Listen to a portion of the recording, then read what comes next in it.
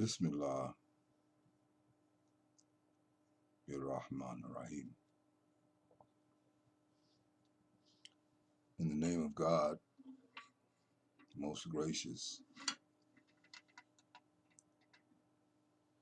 most merciful, the astounder of profound, awesome grace and mercy. I don't know what I'm going to say to you tonight any more than I ever know.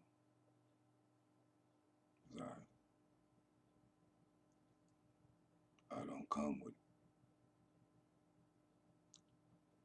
prefabricated scripts. Almost all of my poems anymore come from dreams that wake me up reciting themselves to me. These are the experiences that I'm having.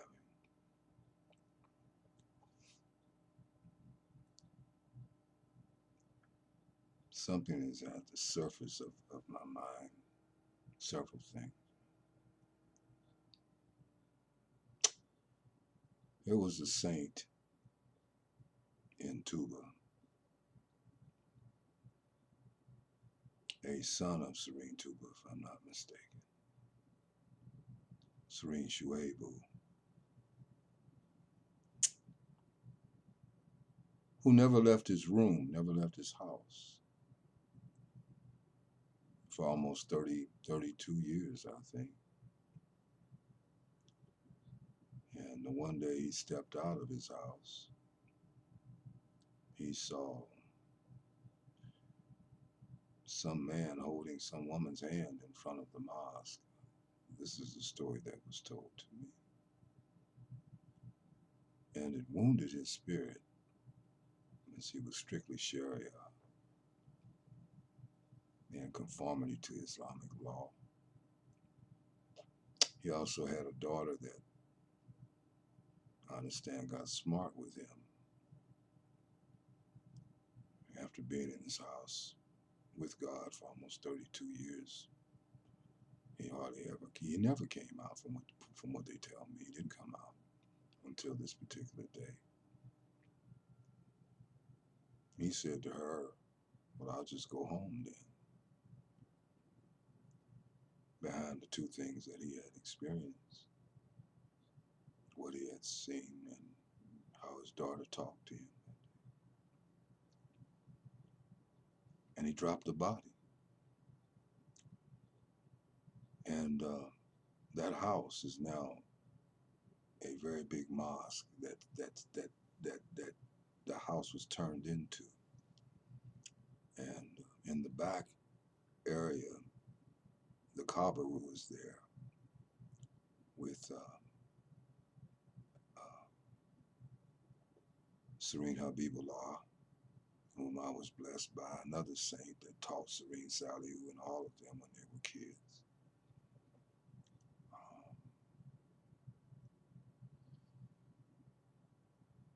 I can understand now why he didn't come out of his house. My encounter with the living God did not take place in church. All of that came after. My encounter with the living God took place in this room where I do these videos.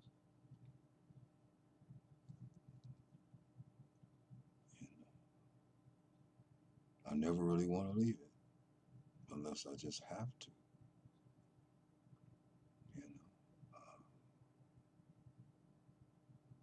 After you spend enough time with your Lord, you really don't want to be bothered with people. And I don't mean I don't love people and that I don't see them if they need to see me. If I have to deal with them, I will receive them. But I find myself wanting to just be alone with God. Because when people leave you and forsake you, those that you love, that you teach, that you nurture, that you raise, cut their hair, you be all those things to them. Um, those are the people that end up leaving you and betraying you. So, the one who picks up the pieces is always your creator. And when you really get to that and what that means, everything else takes secondary place to that. You look at the transitoriness of all these things that people put such confidence in. But when you go to the graveyard, you don't see any of those things with them there. You only see where they've been buried. And they didn't take their houses with them, their money. They didn't take their books with them that they wrote or read. They didn't take any of their Chinese food with them.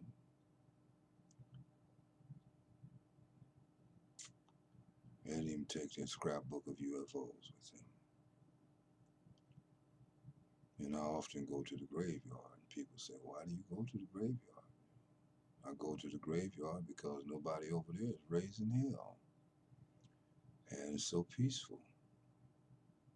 And when I want to get away, I do get out of the room, ride my bike to the graveyard, when the weather is nice, I spend hours there.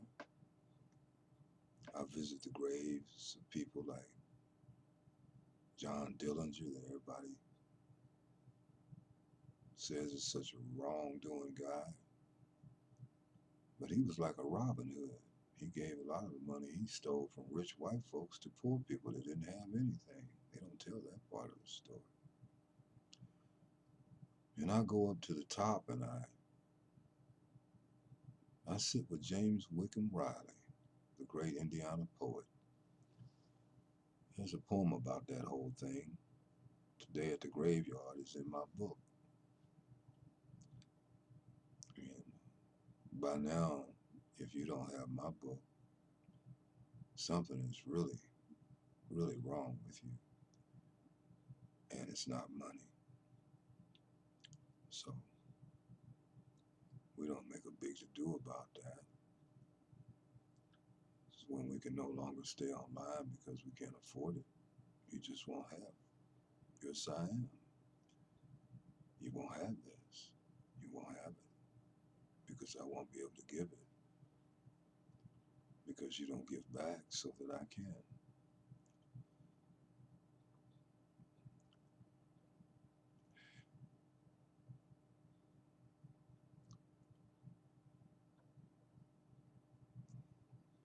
I just wanted to read you some poems, for my 1.5.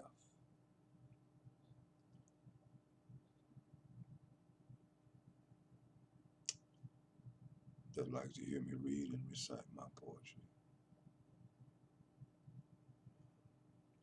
And I hope that you who are listening to me read my poems realize that each poem represents a particular scene and a state of being. We don't remain there. We capture what is captured, or we are captured by that, and we pass on to other states and other perceptions. So, in my estimation, a poet should be one that simply captures his life. Like one is a photographer, and he takes photographs. You can look back and see what you have experienced in this sensory realm of the so-called five senses. But there are many more senses that many of you know nothing about. And if I were to tell you about them, you would classify me as not being in my right mind. But what is that anyway? Who programmed us to perceive what is the right mind? You might want to think about that sometime.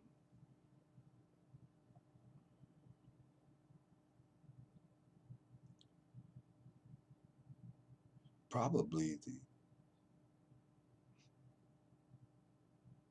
the collection of poems that should be published first will probably be published posthumously after my death, which I look forward to because I've already seen the other side. And I was given several experiences in which I saw those who have crossed over. And I think God allowed me to experience that so that I could comfort many people who are concerned about their loved one. You know, I saw them with my own eyes. So nobody can bring me a book quoting anything about the Barzakh. They're more alive than you and I. In fact, we're the ones who are dead. And you contemplate that. We who think we're alive, they can see everything we're going through and they know what we feel in reference to them. They know how we hurt over them.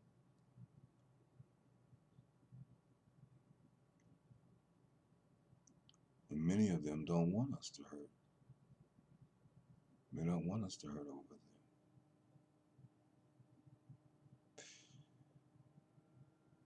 I'm reluctant to go into detail about those experiences because some of us are just not ready to wake up that much yet. Many of us, we like being asleep. We like snoring. Some of us like double clutching, you know, whiplash. We're so asleep. And we think we're awake. An old sage said that when he awoke, he did not know if he was a butterfly dreaming he was a man, or a man dreaming he was a butterfly.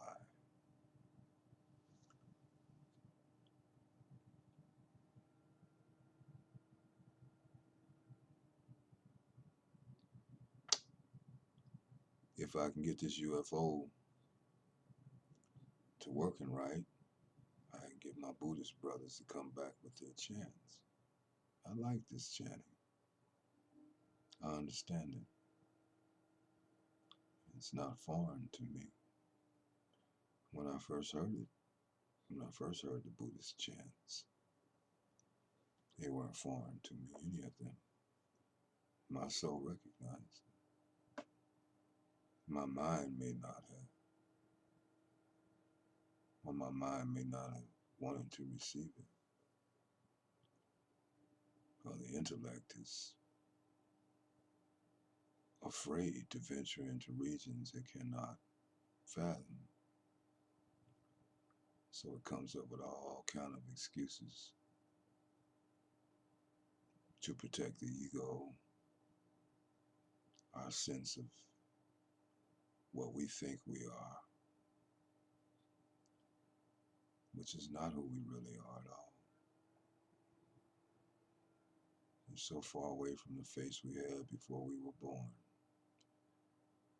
that we should be about discovering before we leave this body,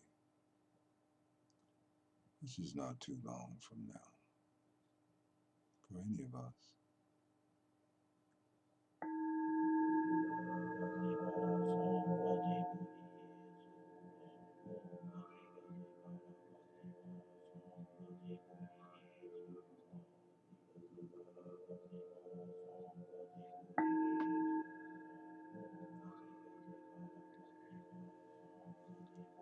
If I can find my glasses, you're always looking for me.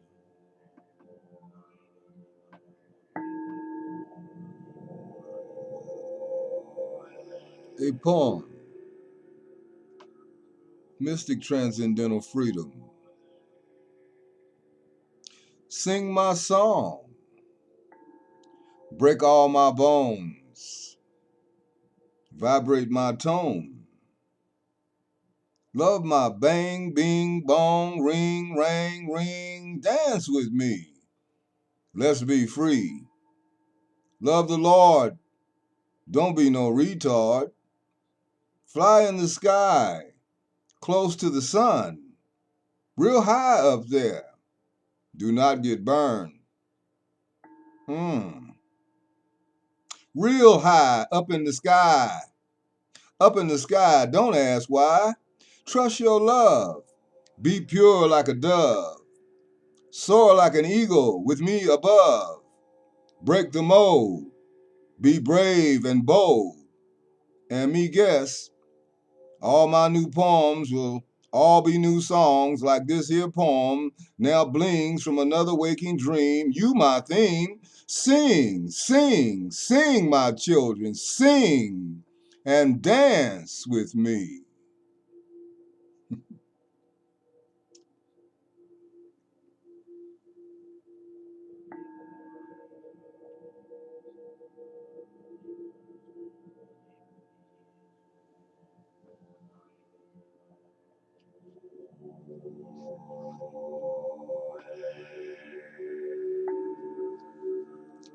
There's a few strange poems, I guess. We might call this collection Strange Poems. I don't know. Not all of them. But then what is strange? Let's see. In Jesus' name, in Jesus' name. Yes, in Jesus' name. Multitudes are calling Jesus' name.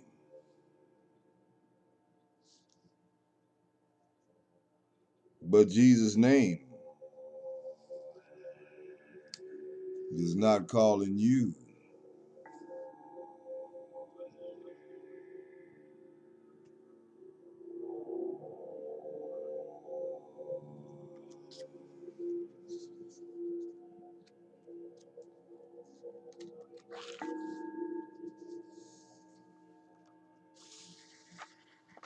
I went to my rabbi took me downtown when he comes into Indianapolis. He always takes me out to eat and treats me, real well. He's a very, very wonderful person and a good friend of mine. And I met this waiter named Devin who impacted me because I could see his light and I could see his future. And I told him that he would have a poem for me because I could feel it knocking at the door. I don't know if he ever made it to my page or not to see his poem. But this is Devin's poem, if I can read it right.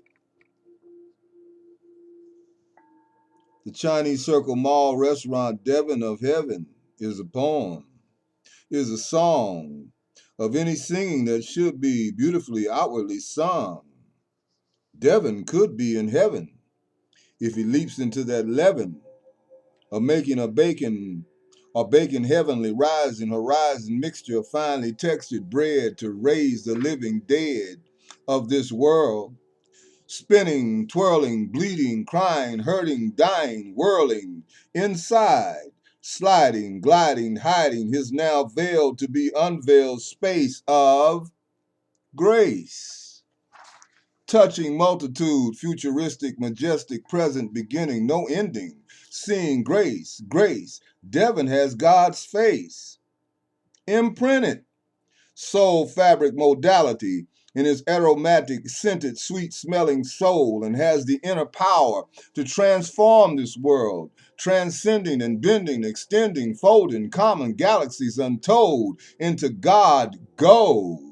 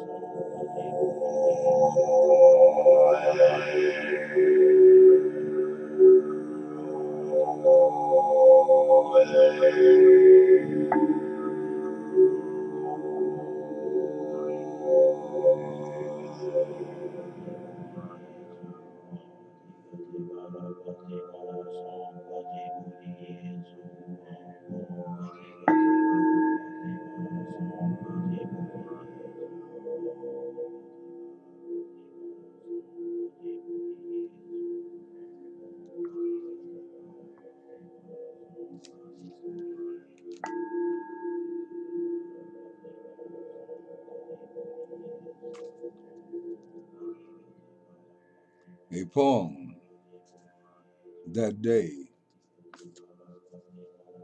One day he said this. He said, one day he just walked out of this world.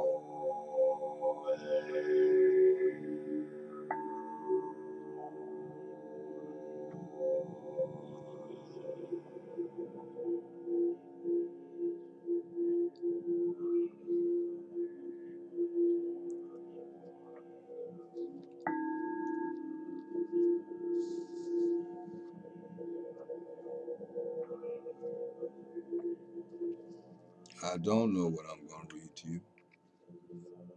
I just have a stack of poems here.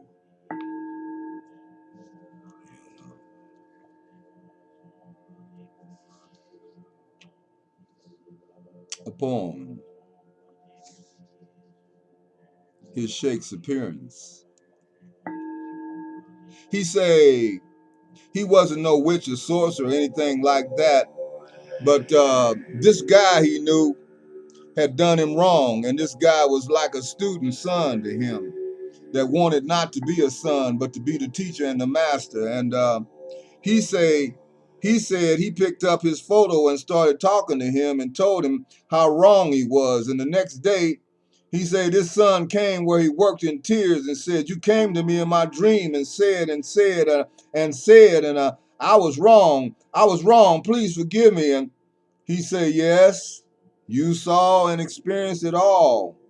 Yeah, you will do the same exact thing again and again and again, as though you experienced absolutely no thing. And he say, that is exactly just what he went and did.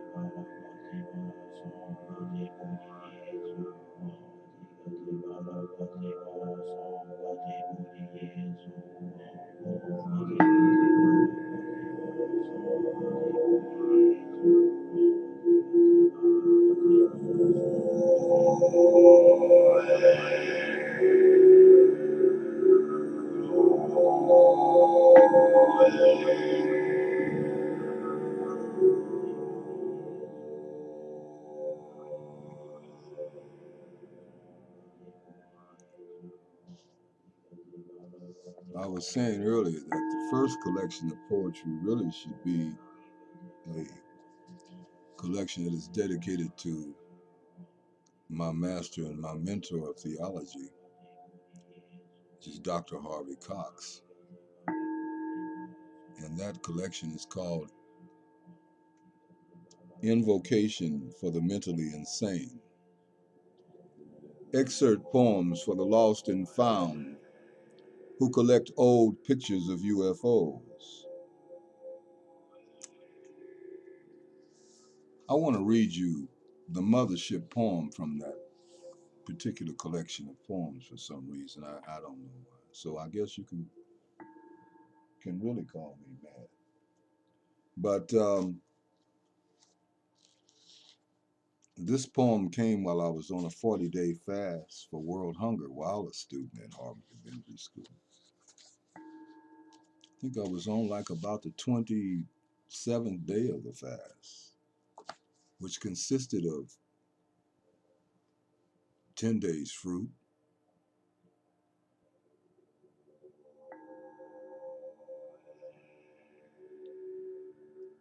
10 days juice, 10 days of water, and 10 days of air. So what I was seeing at this point would not be what everybody would see. And this poem captures a lot of things that were going on in me at that time and around. And I'm going to try to read that to you if I can get these glasses on my face, and turban is wrapped kind of tight. My brains might pop out in a minute. I don't know. If that happens, you know what to do, right? You call somebody to help your boy.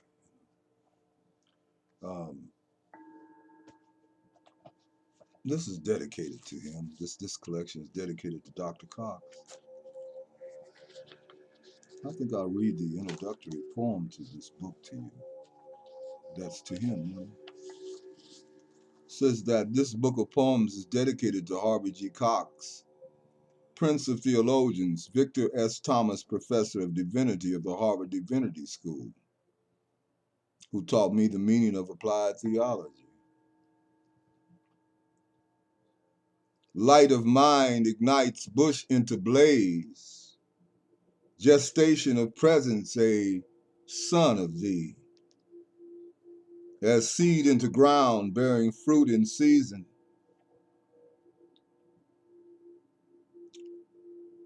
Could I be worthy of such awesome encounter?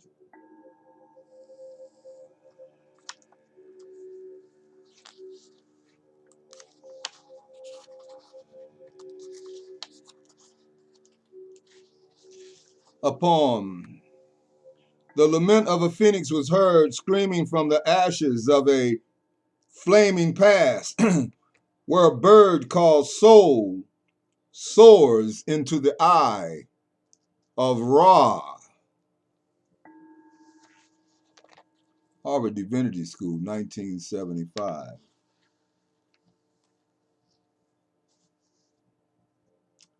And this is the mothership poem I will read to you.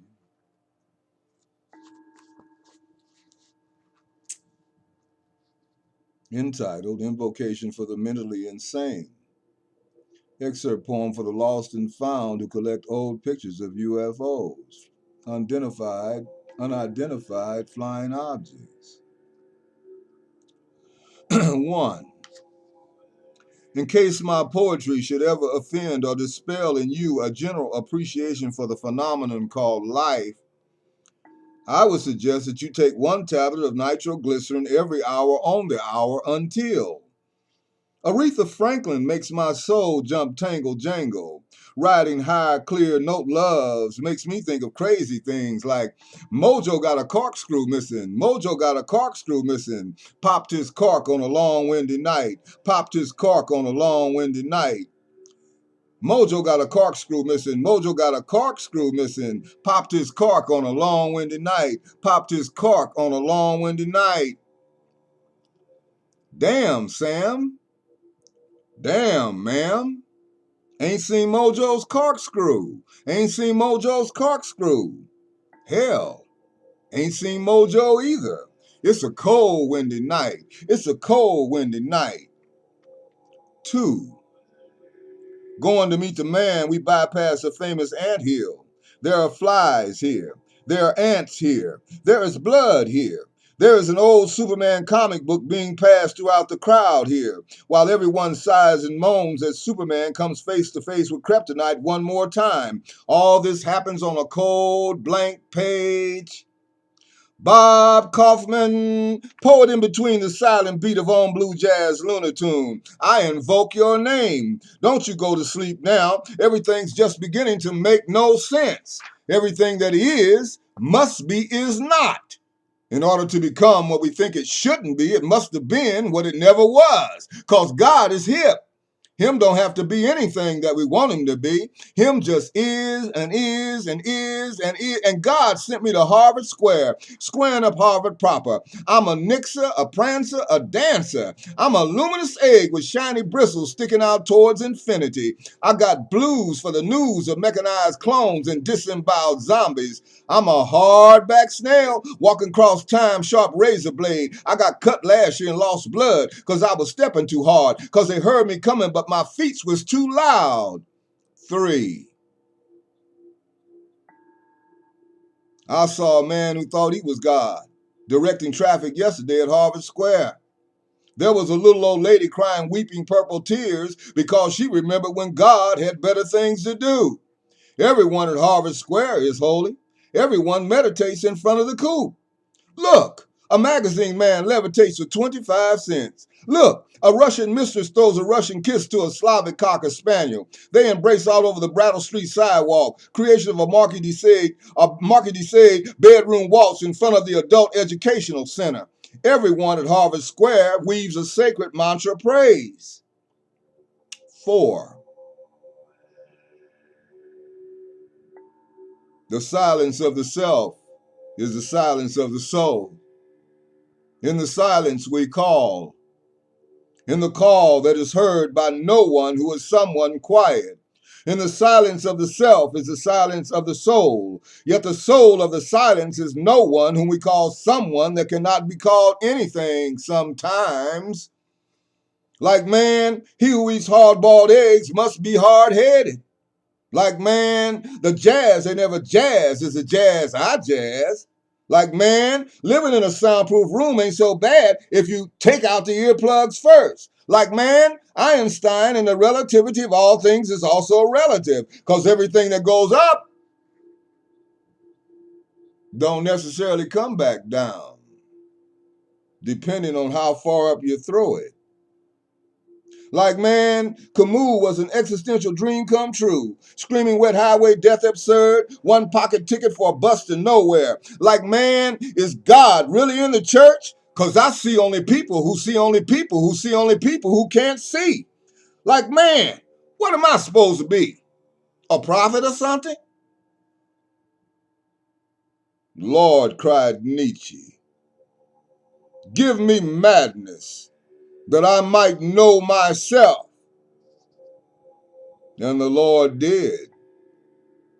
And the Lord saw that it was good. Now I just bought me a brand new gold combination padlock, locking up my plastic skull, because there's too many black and white roaches crawling on my earlobe, making me feel like an atom that wants to be split.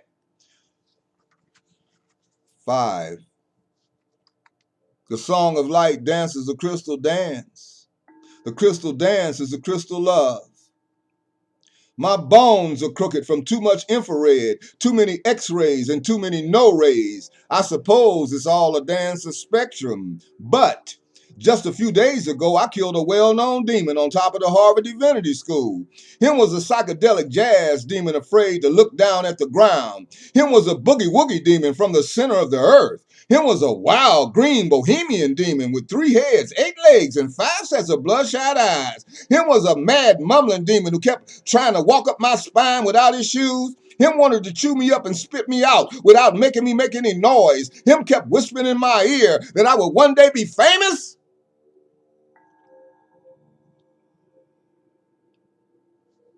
For these reasons alone, I shot him with a silver bullet from my crackerjack gun.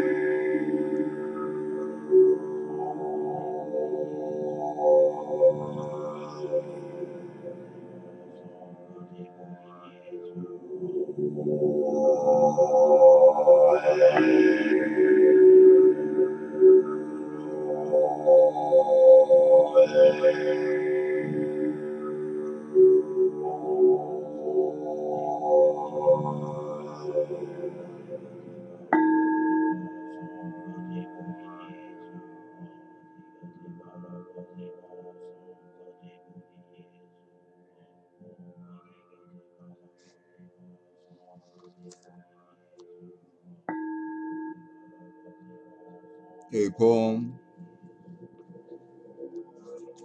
This poem was anthologized in New Millennium Writings, edited by the noble Don Williams. Poems that come unannounced, I let go free. Instead, I am captured by them on invisible parchment, beyond the realm of publication or private readings. I, like the wind, still search for definition. The approval I thought I once needed is now gently wrapped in the mantle of self-acceptance and worn by beings who live on a humorous planet where there is no need for dialogue or applause.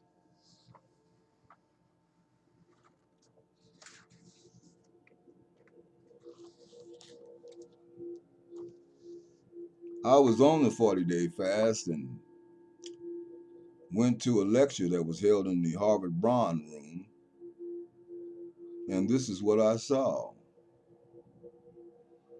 Kissing Crazy, I Touched Genius.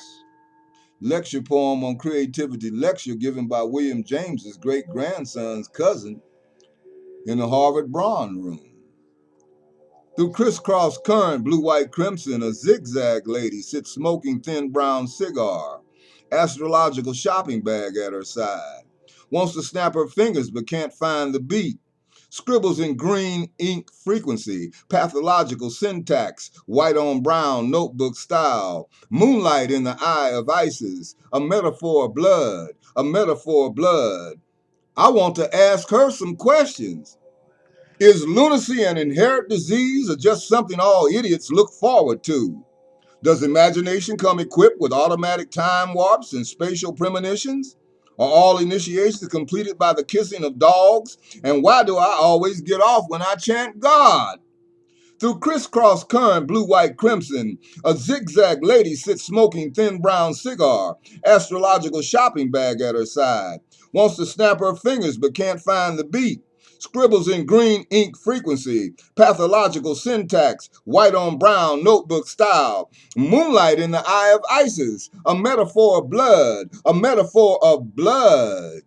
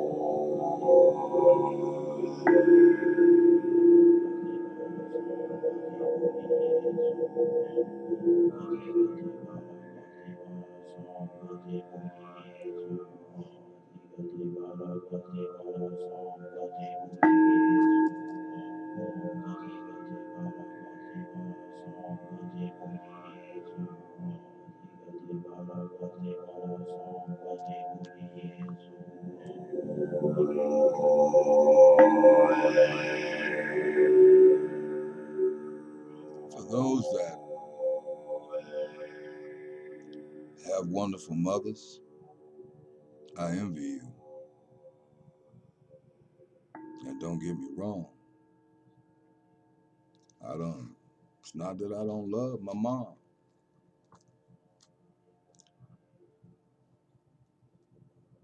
Anybody ever do something to my mom, they're going to feel like this world fell on them. But everybody didn't have a happy childhood with their mother. Some people were abused and misused because of things that happened to them, when they were little. And they do the same things to their children until somebody gets enlightenment and turns that thing around. Now, I guess this poem came as a result of, getting some of that pain out of me. That's what our art does. It translates our pain into something that we can call beautiful, maybe. I don't know whether you would call this poem beautiful or not. That whole concept is relative. What is beauty? Like, what is a poem? This is called Revelation. I'm afraid to go see my mother who lives in Indiana, who wears a Jesus mask in front of Snively Brothers Market, whose God is the warden at the State Pentecostal Church, passing out credit layaway plans to be memorized in sequential time segments of do's and do not do's, gesticulating madness of ghetto blues chants, forever praying to a cynical creator who wears blue sunglasses and goes by the name of Cool Breeze McKelzadick, better known as JC the Mad Warrior. I'm afraid to go see my mother who lives in Indiana, who wears a Jesus mask in front of Snively Brothers Market. I'm afraid to tell her that after 10 years of masturbating intellectual dreams, her God died the first time I went to see a movie called Life, and that he's been replaced by someone multicolored who wears a kinky beard and smokes pink marijuana. I'm afraid to go see my mother, who lives in Indiana, who would not look at me, would not touch me, in fact, would not come near to believe that I exist, and eat nothing but wild honey and whole sunflower seeds. I'm afraid to tell her my calling is not to preach stagnant jail sentences to excommunicated Baptists or hold hands with black psychopaths attempting to speak in Venusian tongues. I'm afraid to go see my mother who lives in Indiana, who wears a Jesus mask in front of Snively Brothers Market. Besides, there are no cars, buses, or aeroplanes leaving this unknown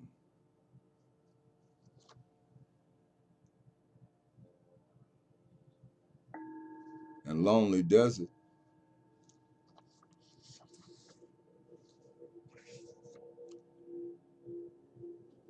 And I'm going to end this session with this poem, which is called Vulnerability, from the collection Invocation for the Mentally Insane, excerpt poems for the lost and found, who collect old pictures of UFOs. These poems go from 1972 to 1994. There is a strange era when we try to experience our lives from the outside looking in. And Sullivan says, my thoughts and feelings are the things in me I want to share, that run through the inner stairways of my life. And Pasternak says, in every generation there has to be some fool who will speak the truth as he sees it. And Simon and Garfunkel say, I touch no one, and no one touches me. I am an island, and a rock feels no pain, and an island never cries. And Ivatov says, I saw paradise in the dust of the street. And E. E. Cummings says, since feeling is first, who pays any attention to the syntax of things will never wholly kiss you. Wholly to be a fool, my blood approves.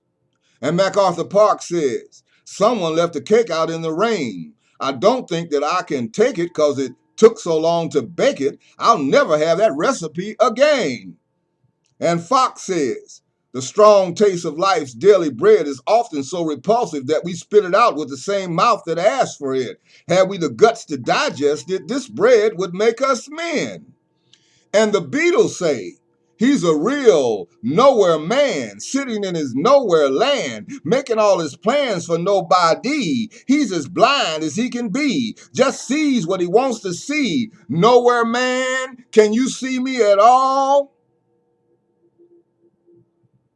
Yes, there is a strange era when we try to experience our lives from the outside looking in, and vulnerability is growing undefined in any final way, in constant definition of a tangible condition. And how many slices of bread can you spread before you pronounce too thin, I ask? And St. Exupery says, what would we learn if we were to put a question to a man, and then if instead of listening to him struggle to answer in his poor, inadequate language, we were to watch him live his life and thereby tell us the meaning of his deepest hopes? And I say, you have that certain something producing a certain everything. If you can do anything like wait for just a little while longer, baby. There is a strange error when we try to experience our lives from the outside looking in versus the inside looking out. And remember, only the little children know what they're looking for, and if anybody takes it away from them once they've found it, they cry. And remember, you already possess all the qualities of mind your world requires of you, and vulnerability is growing undefined in any final way, wanton, foolishly exposed to life, and its crashing impact, being free. And I can take it, if you can bake it.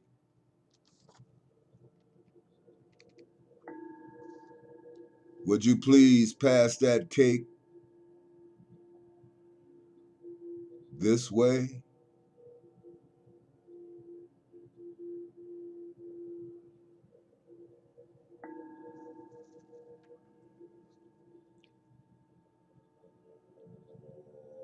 Just wanted to spend a few minutes with my children who may be rather bored with some of the garbage that's around us every day, choking us to death. And,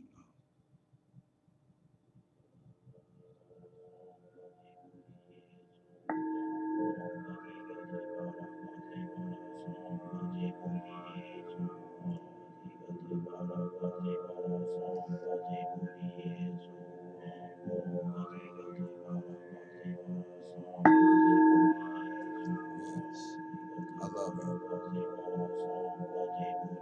Support me